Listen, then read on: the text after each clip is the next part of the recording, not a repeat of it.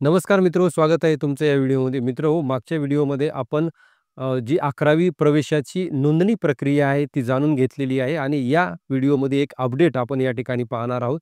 जेणेकरून तुम्हाला 11वीचे जे प्रवेश आहेत घ्यायचे ते सुकर जातील आणि सगळी माहिती तुमच्यापर्यंत पोहोचेल. तर या व्हिडिओमध्ये एक महत्त्वाची माहिती आपण पाहणार आहोत, ती म्हणजे प्रवेश फेरी अगोदर प्रवेश करा. म्हणजे कशा पद्धतीनं आपण या ठिकाणी करणार आहोत ते आपण पाहणार आहोत. आता प्रवेश फेरी जी आहे म्हणजे ॲक्चुअल ॲडमिशन्स जी प्रक्रिया आहे ती 10 जूनला सुरू होणार आहे. म्हणजे पहिली फेरी आपली 10 जूनला असेल आणि त्यानंतर 20 जूनपर्यंत ही सगळी प्रक्रिया चालणार आहे.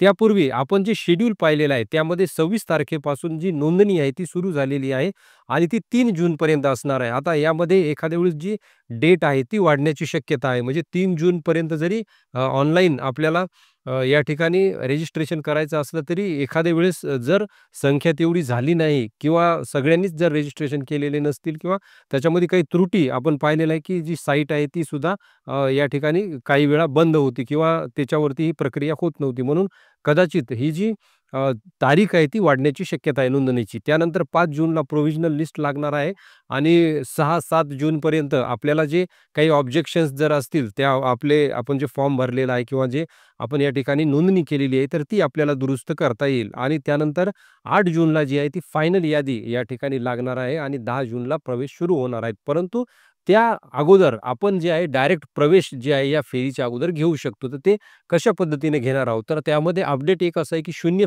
फेरी जी आहे, ज्याला आपण 0 राउंड म्हणतो, तो या ठिकाणी होणार आहे आणि त्या 0 राउंडमध्ये आपल्याला प्रवेश घेता येतील. तर ही जी माहिती आहे ती अत्यंत महत्त्वाची आहे आणि हे प्रवेश कसे घेता येतील या 0 राउंडमध्ये? तर यासाठी आपल्याला या ठिकाणी 3 गोष्टी पाहणं गरजेचं आहे. म्हणजे या 3 प्रकारामध्ये आपल्याला जे 0 राउंडमध्ये प्रवेश घ्यायचे आहेत ते घेता येतील. पहिला प्रकार जो आहे तो आहे अल्पसंख्याक महाविद्यालय किंवा अल्पसंख्याक ज्या संस्था असतात त्यामध्ये आपल्याला 0 राउंडमध्ये ॲडमिशन घेता येईल. यामध्ये 2 प्रकारचे ज्या मायनॉरिटी कोटा आहे तो असतो. एक असतो धार्मिक अल्पसंख्याक आणि दुसरा असतो भाषिक अल्पसंख्याक. धार्मिक अल्पसंख्याक म्हणजे ऑदर दॅन हिंदू. आता महाराष्ट्रामध्ये आपण या ठिकाणी हे पाहत आहोत ऑदर दॅन हिंदू जर असेल तर त्या ठिकाणी त्याला आपण धार्मिक अल्पसंख्याक असं या ठिकाणी म्हणतो. मग यामध्ये सगळेच त्या ठिकाणी आले. मग मुस्लिम असतील, ख्रिश्चन असतील, शीख असतील, ईसाई असतील किंवा कुठलेही हिंदू सोडून हे या ठिकाणी धार्मिक मायनॉरिटीमध्ये येतात. त्यानंतर भाषिक अल्पसंख्याक ऑदर दॅन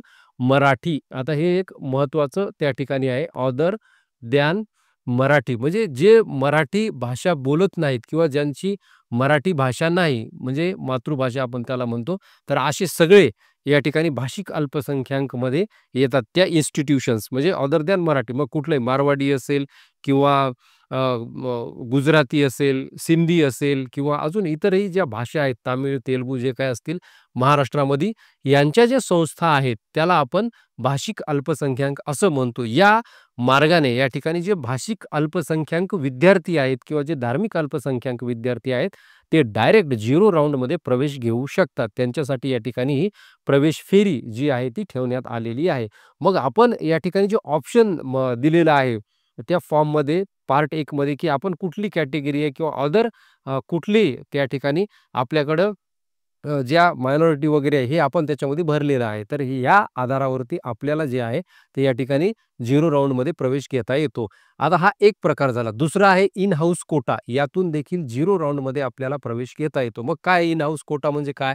तर आपण ज्या शाळेमध्ये शिकलो त्याच शाळेला जर एखादं महाविद्यालय संलग्नित असेल, ज्युनियर कॉलेज 11वी 12वी समजा 10वी तुमची ज्या शाळेमध्ये झालेली आहे त्या शाळेची किंवा त्याच संस्थेचं ज्युनियर कॉलेज आहे. तर तिथं देखील आपल्याला इन हाऊस कोटा जो आहे या संलग्नित महाविद्यालयामध्ये त्या ठिकाणी प्रवेश घेता येतो. तिथं काही जागा त्या ठिकाणी काही पर्सेंट जागा ह्या इन हाऊस कोटा म्हणून दिलेला असतात. तर तिथं आपल्याला डायरेक्ट 0 हे जे राउंड आहे त्यामध्ये प्रवेश घेता येतो. हा दुसरा मार्ग आणि यामध्ये तिसरा महत्त्वाचा मार्ग आहे व्यवस्थापन कोटा. व्यवस्थापन कोटा म्हणजे काय? तर काही व्यवस्थापनासाठी रिझर्व्ह सीट दिलेली असतात. तिथं आपण डोनेशन देऊन प्रवेश या ठिकाणी घेऊ शकतो आणि आपली जी सीट आहे ती अगोदरच या ठिकाणी रिझर्व्ह करू शकतो. तर अशा पद्धतीनं आपल्याला 3 प्रकारे हे 0 राउंडमध्ये प्रवेश घेता येतो. म्हणजे आपल्याला जे 10 जूनपासून प्रवेश प्रक्रिया सुरू होणार आहे त्याची वाट पाहायची गरज नाही. मग याचं शेड्यूल काय आहे? ते 9 ते 11 जून या ठिकाणी हे शेड्यूल दिलेलं आहे. परंतु त्यापूर्वीच हा जो कोटा आहे हा पूर्ण होण्याची शक्यता दाट असते. म्हणून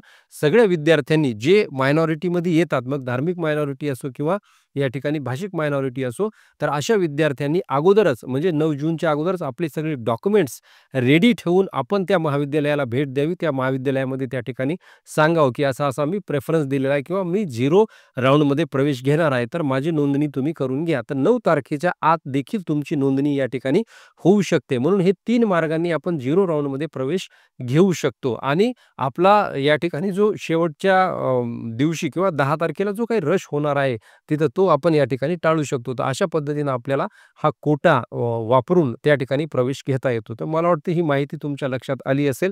काही प्रश्न असतील, प्रॉब्लेम्स असतील आणि याबद्दल अजून तुम्हाला काही जाणून घ्यायचं असेल, तर तुम्ही या ठिकाणी कृपया कॉमेंटमध्ये कळवा. आपण त्यावरती उत्तर शोधूया. तर भेटूया पुढच्या व्हिडिओमध्ये. धन्यवाद.